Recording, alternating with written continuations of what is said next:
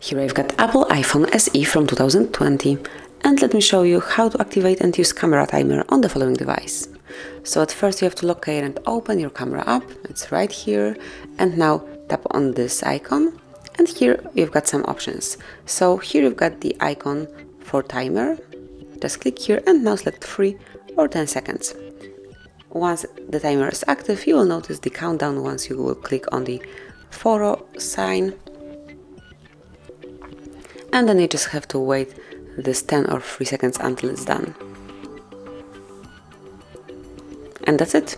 Then if you would like to switch the timer off, just click here again and select off. And as you can see now, there's no countdown and the picture is taken right after you click.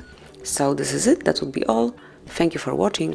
Please subscribe our channel and leave the thumbs up.